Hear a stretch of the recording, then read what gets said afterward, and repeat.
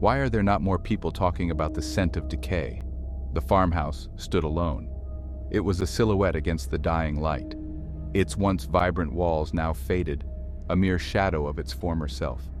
The air was thick with the scent of rain and earth, mingling with the faint, musty odor of decay. The wind howled like a mourner, a relentless wail that echoed through the empty halls. Rain lashed against the crumbling walls, each drop a reminder of the relentless passage of time. The storm seemed to breathe life into the desolation, making the house shudder with each gust. The old house seemed to creak and groan under the onslaught. Its windows were dark eyes, staring out into the storm with a hollow, unseeing gaze. They had witnessed countless seasons, countless storms, and yet they remained unchanged, a testament to the house's enduring solitude. They watched the road with a hungry gaze. The driveway was a muddy scar, a path that had seen better days. It wound its way through the overgrown yard, a silent witness to the years of neglect. Each step on this path felt like a journey into the past, a reminder of what once was. It cut through a tangle of overgrown weeds, a testament to nature's reclaiming of the land. The trees swayed violently, their branches thrashing in the wind.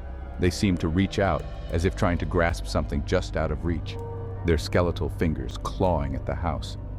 Their branches clawed at the house like skeletal fingers. A sense of isolation pressed down, heavy and suffocating. The storm was a living entity, wrapping the house in its cold embrace, whispering secrets of the past and the forgotten. It was heavy, suffocating. This was a place untouched by time. The world outside moved on, but here, time stood still. The house was a relic, a monument to memories long faded yet still lingering in the shadows. It was a place where secrets lingered. Each room held a story, each corner a whisper of the past. The walls, though crumbling, seemed to hold on to these secrets, reluctant to let them go. The air inside was thick with the weight of untold tales, a silent testament to the lives once lived within. Dusty furniture stood as silent sentinels, covered in a thick layer of neglect. Cobwebs adorned the corners, delicate yet strong, a testament to the passage of time. The house, though abandoned, was alive with the echoes of the past, a haunting reminder of what once was and what could never be again. You need to watch this if you struggle with grief. Sarah Winters arrived at dusk. Her headlights cut through the gloom. She was a woman shrouded in grief. It clung to her like a shroud.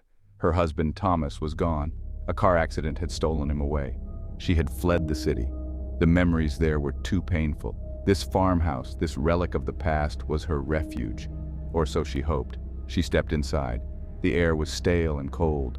It smelled of damp earth and something else, something unsettling, something ancient. I don't think people understand the whispers in the walls. The first few days were the hardest. Loneliness pressed in. The silence was broken only by the wind. It whispered through the eaves. It sounded like voices. They seemed to murmur her name. She explored the house room by room. Each one was shrouded in shadows. The furniture was draped in dust sheets. They were like ghosts of the past. One night, she heard a sound. It was a soft thud from the basement. Her heart hammered in her chest. This is why you need to be cautious around old houses. The basement door was in the kitchen. It was hidden behind a faded tapestry. The wood was warped and cracked. A cold draft seeped from the gap beneath. Sarah hesitated. A chill ran down her spine. It was more than just the cold. Curiosity gnawed at her. She pulled the tapestry aside. The door creaked open. The air below was heavy and stagnant. The scent hit her like a physical blow. It was the smell of decay. I think I messed up. The basement stairs groaned under her weight.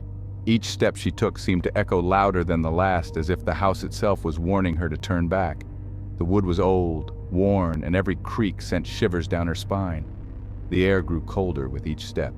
She could see her breath forming small clouds in front of her face. The chill was unnatural, seeping into her bones and making her feel as if she was descending into the very heart of winter. The darkness below seemed to writhe.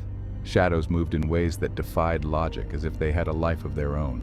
She felt as though unseen eyes were watching her, tracking her every movement. A single bare bulb hung from the ceiling. Its weak light barely pierced the gloom, casting a sickly yellow glow that did little to dispel the darkness. It cast long, dancing shadows. The shadows seemed to mock her, twisting and turning in a grotesque dance that made her feel even more uneasy. At the bottom of the stairs, another door stood in the gloom.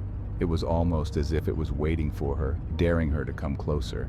This one was thick oak, heavy and imposing. It looked ancient, as if it had been there for centuries, guarding whatever lay beyond. Strange symbols were etched into the wood. They were unlike anything she had ever seen before, and they seemed to pulse with a life of their own. They were spirals and strange, angular shapes. Each symbol seemed to tell a story, a history of something ancient and powerful. They seemed to writhe and shift in the dim light. It was as if the door itself was alive, breathing and moving in the shadows. She reached out a trembling hand. Her fingers hovered just inches from the handle, her heart pounding in her chest. She could feel the weight of the decision she was about to make. This door was a portal. It was not just a barrier, but a gateway to another realm, a place where the rules of reality no longer applied. It led to somewhere dark and forgotten, a place that had been hidden away for a reason, a place that held secrets that were never meant to be uncovered. She took a deep breath, steeling herself for whatever lay beyond, and pushed the door open. You need to hear this if you're a fan of mysteries. The lock was old but sturdy. It finally yielded with a groan. The door swung inward with a heavy sigh. The air inside the room was a miasma. It was a suffocating blend of rot and decay. Sarah gasped. The room was not empty. In the center stood a table, and on that table, she stumbled back, her hand flying to her mouth to stifle a scream. I think I messed up. It was a figure. At least, it had once been human. The flesh was shrunken and desiccated. It clung to the bones like a macabre tapestry. The eyes were gone. Empty sockets stared up at the ceiling. A single word escaped Sarah's lips. No. But it was not the sight of death that truly terrified her. It was the objects arranged around the body. Candles burned, their flames flickering an unhealthy green. And bowls. Bowls filled with things Sarah could not name. Things that turned her stomach. Are you terrified to be alone in an abandoned house? Panic seized her. She turned to flee, but the door slammed shut. The sound echoed in the silence. She rattled the handle. It wouldn't budge. She was trapped. The air seemed to grow colder. She could feel eyes on her, watching. They seemed to drink in her fear. She was not alone in this room. She was not alone in this house. Am I the only one that didn't know a house could be hungry? The scent of decay intensified. It was no longer just the smell of death. It was something else, something alive, something hungry. The symbols on the door seemed to pulse with a faint light. The candles burned brighter. Their flames danced with an almost gleeful abandon. The house was alive, and it was feeding on her terror. I bet you didn't know the true story behind this haunted farmhouse. Sarah never escaped the farmhouse. Her presence lingers, a ghostly reminder of the past. Locals said the old place was cursed. They spoke in hushed tones, afraid that the very mention of its name would summon its dark power. They whispered tales of a family that had vanished within its walls, a family that seemed to have been swallowed by the house itself. No trace of them was ever found. The rooms stood empty, filled only with the echoes of the past and the dust of forgotten years. But sometimes, on stormy nights when the wind howled its mournful song, you could hear it. The house seemed to come alive, its walls whispering secrets to the night. A woman's scream echoing through the empty rooms. It was a promise, a warning, a cry for help that never came. Some doors are not meant to be opened. They hide the darkness within, a darkness that should never see the light of day. Some secrets are better left buried. The house held many such secrets, each one more terrifying than the last. The farmhouse stood alone, shrouded in darkness. It was a tomb, a monument to the lost and the forgotten. It was a hungry maw, and it was satisfied. The house had claimed its victims, and it would wait patiently for more. The echoes of the past would continue to haunt the present, a never-ending cycle of fear and mystery. Why are there not more people talking about the silent watcher? As the echoes of the farmhouse's past reverberated through the present, it became clear that the house was not empty. It had a guardian, a silent watcher who had seen the rise and fall of every soul that dared to enter. This entity, neither fully human nor entirely spirit, was bound to the house by an ancient curse. It moved through the shadows, unseen yet ever present, its eyes always watching, its ears always listening. This watcher was both a prisoner and a jailer, trapped in the farmhouse's web of decay, yet tasked with ensuring that its dark secrets remained hidden. Pause 2S. The townsfolk spoke of glimpses, fleeting shadows caught out of the corner of their eyes. They spoke of a chill that would settle in their bones, a sense of being watched that they could never quite shake. It was said that the watcher could feel the presence of outsiders, and that it would do anything to protect the house's secrets. One stormy night, a group of thrill-seekers decided to test the legends. Armed with flashlights and bravado, they entered the farmhouse, their laughter echoing through the empty halls. But as they ventured deeper, the air grew thick with an oppressive silence. One by one, their flashlights flickered and died, plunging them into darkness. Pause 2S. Panic set in, and they tried to find their way out, but the house seemed to shift around them, its layout twisting and changing. Whispered voices filled the air, indistinct yet filled with malice. And then they saw it, a figure, barely perceptible in the darkness, watching them with eyes that seemed to pierce their very souls. Pause 2S. One by one they disappeared, swallowed by the darkness. Their screams echoed through the halls, only to be abruptly silenced. By morning, the house stood empty once more, its secret safe for another day. The silent watcher had done its duty. The farmhouse remained a place of fear and mystery, its dark heart protected by the unseen guardian. And the townsfolk? They whispered of the house and its watcher, warning anyone who would listen to stay far away. For some doors are not meant to be opened, and some secrets are better left undisturbed. This is why you need to confront your deepest fears. As the sun dipped below the horizon, casting long shadows across the decaying farmhouse, the protagonist knew that the time had come. They had spent days unraveling the mysteries, piecing together the fragments of the house's dark history.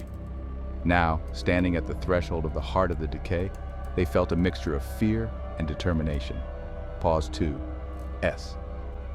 The air was thick with an unnatural chill, and every creak of the floorboard seemed to echo with a sinister whisper. With each step deeper into the house's core, the presence of the unseen force grew stronger. The protagonist could feel it, a malevolent gaze that seemed to penetrate their very soul. Pause 2S.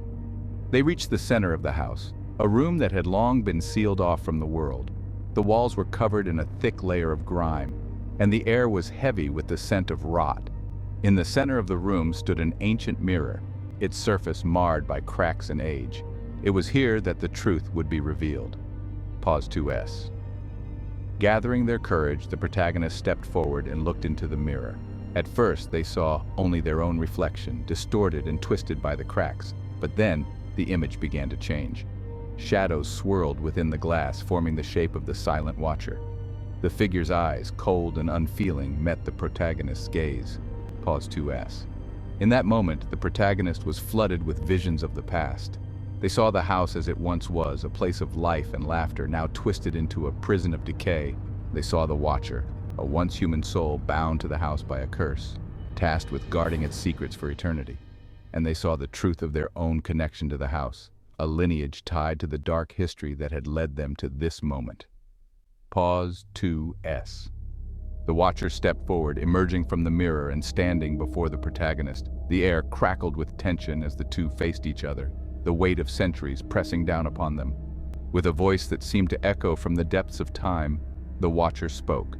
Pause 2S. You have come seeking answers, but some truths are too terrible to bear. This house is a nexus of pain and suffering, and I am its guardian.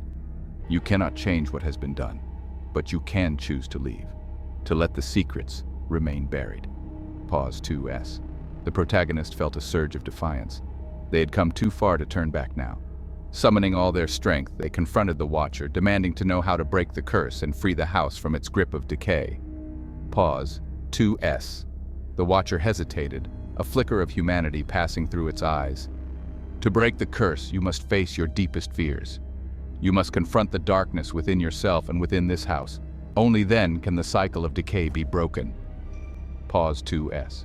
With a deep breath, the protagonist stepped forward, ready to face whatever horrors lay ahead. The room seemed to come alive, shadows twisting and writhing as the house itself resisted the change. But with each step, the protagonist felt the weight of the curse lifting, the darkness receding. Pause 2S. Finally, they reached the heart of the decay, a pulsating mass of darkness that seemed to draw in all light. With a final, desperate effort, they reached out and touched the darkness, confronting their deepest fears head-on. Pause 2S.